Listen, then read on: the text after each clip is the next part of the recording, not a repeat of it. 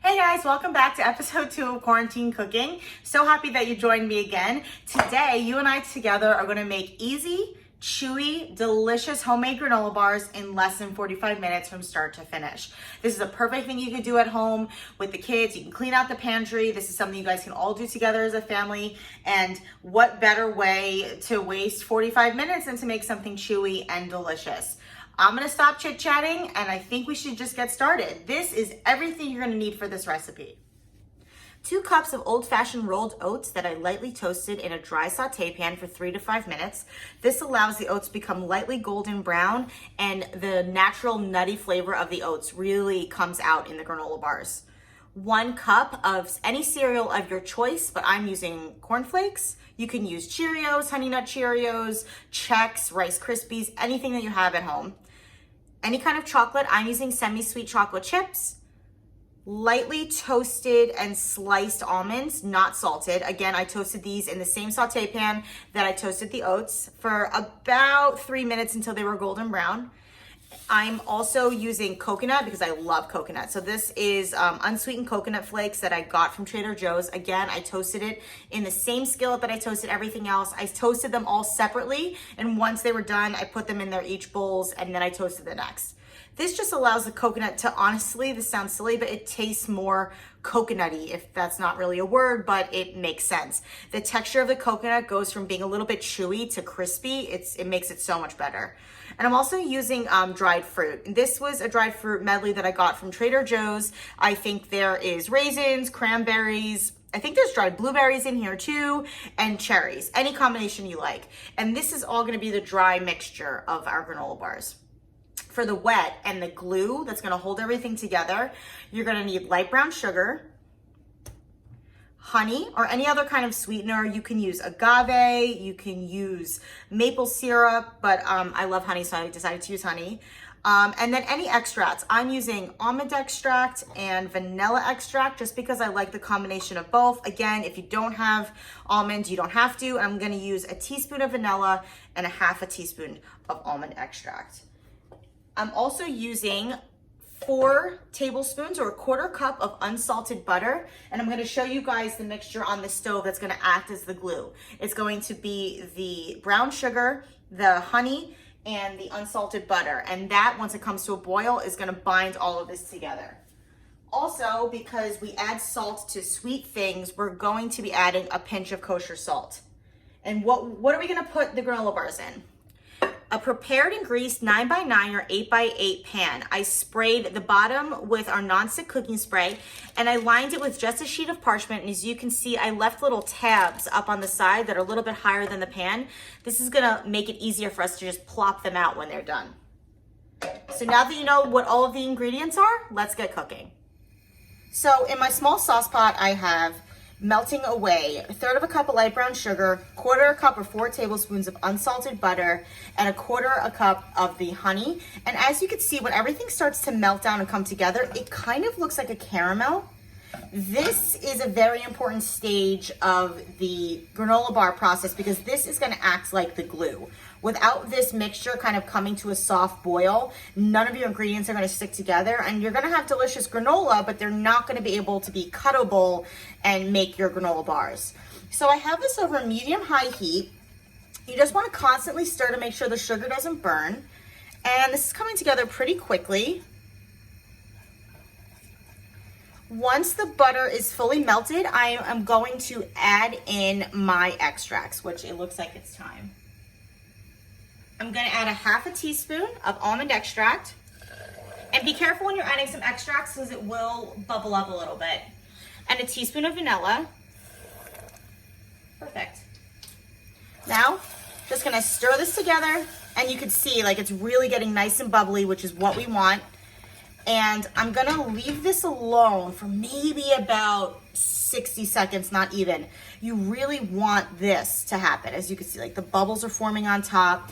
It's rising a little bit in the pan, and you're really just seeing the bubble layer on top. This actually is almost ready to go. Perfect. Everyone see? This is what you're looking for. Lightly colored, looks like a light caramel, sugar base. Now we're gonna dump everything into our bowl.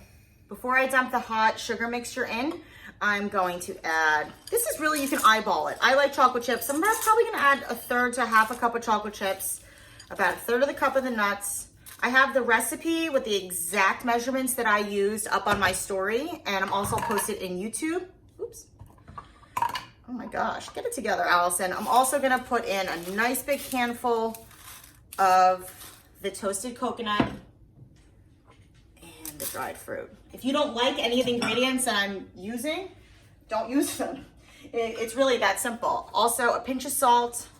When you're adding salt to sweet things, you would think it would make it salty, but it actually brings out the natural sweetness of what we're making. So let's mix this up really quick.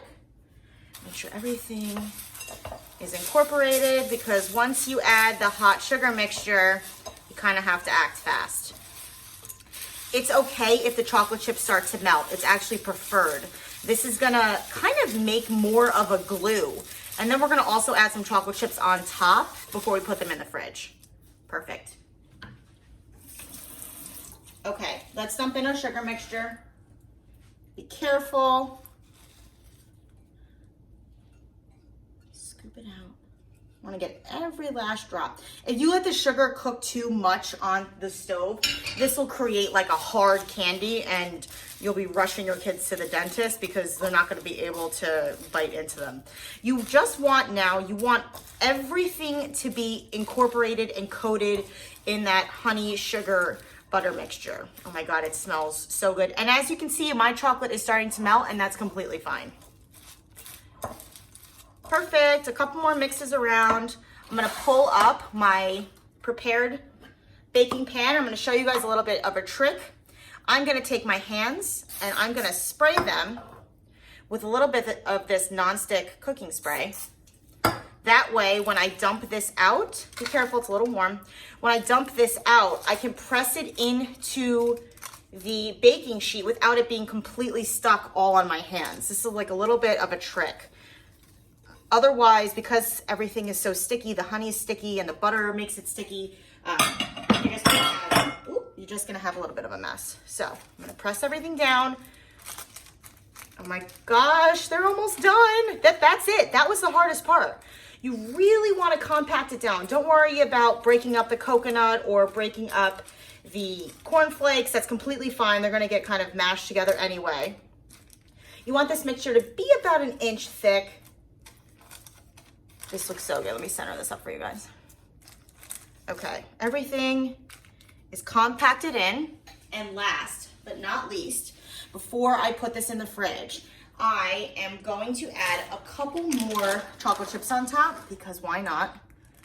Sprinkle them on top, and once you sprinkle them on, you just wanna give them like a light pat. Nice little encouragement to get all nestled in there. And it's just an extra yummy chocolatey bite on top. And that's it, super simple. I'm gonna pop this in the fridge 20 to 25 minutes or until it's firm. I'm gonna take it out, and then we're gonna cut them into bars.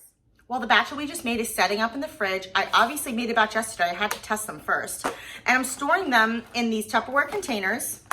Each bar is cut into, I would say they're 4 inches long by 1 inch wide. And in between each layer of the bars, I just put a piece of parchment paper. You can use wax paper, you can use tin foil.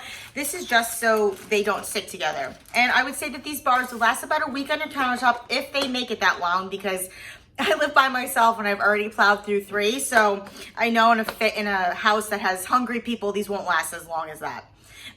Thank you so much for joining my second video. If you like what you see, I actually have a YouTube channel now. So give this a big thumbs up and hit the subscribe button. I'm going to inundate your social media and put this on Instagram as well. And I will see you next time. Thank you. Bye-bye.